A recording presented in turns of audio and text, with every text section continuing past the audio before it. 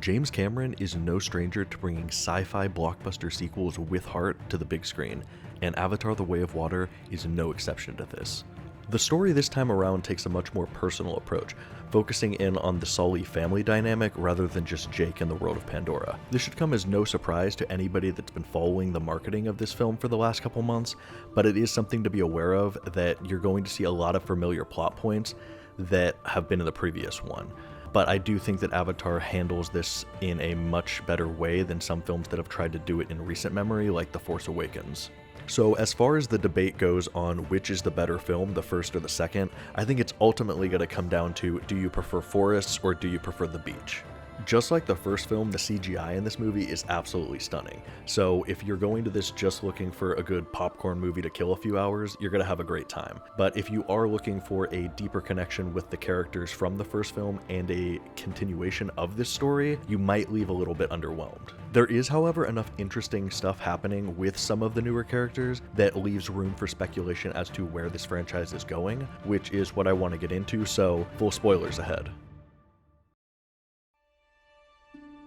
So in this movie, Jake and Neytiri take a backseat as the leads. We focus in on their children, and in particular their younger son Loak and their adopted daughter Kiri. It's clear that Loak is the troublemaker of the two brothers and takes much more after his father than his mother, even down to the parallel of losing his brother by the end of this film. His character arc is almost beat for beat that of Jake's from the first film, all the way from being the outsider that has to learn the new ways of a tribe, connecting with the chief's daughter, and making this unique bond with one of the creatures of Pandora that nobody else around him has been able to do. And now that his character arc is caught up to where Jake's was at the end of the first film, I don't think they're going to give him a family to deal with in the third. I think a lot of it is going to be the father-son dynamic and growing that relationship. There's a lot of interesting potential for the relationship between Loak and Jake in future films now that the quote-unquote perfect son has been lost, because they're going to have to rely on each other's similarities and learn from each other's differences in order to heal that familial bond,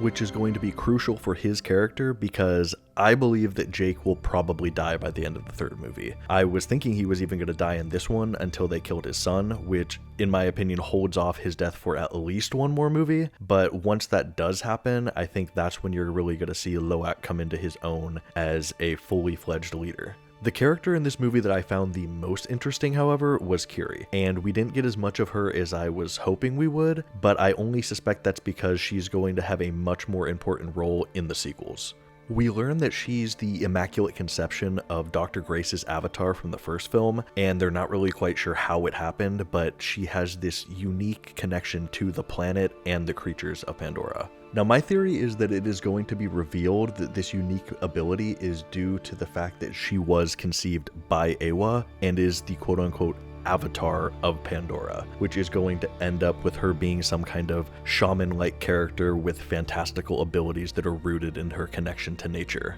There's mixed reports at this point that the final installment of Avatar is going to take us to Earth, and if that does end up happening, I'm almost certain that Kiri is going to play a major role and that the entire series could end with her using these abilities to resurrect the dead world. Now, fortunately for us, it does look like we're going to get these answers sooner rather than later, as Avatar 3 is already in post-production and they've already began filming Avatar 4, so they're very much on track to have this all wrapped up and finished by 2030. I, for one, am very excited to see where the future of this franchise goes, now that we've gotten the soft reboot of the first film out of the way, but we do have more interesting characters to follow. There's no doubt in my mind that this series will continue to set the benchmark for CGI, and each installment will be a visual wonder, but if Cameron can focus in on these characters and their relationships, and not just give us a back-to-back protect the environment message with each installment as the sole theme of this series,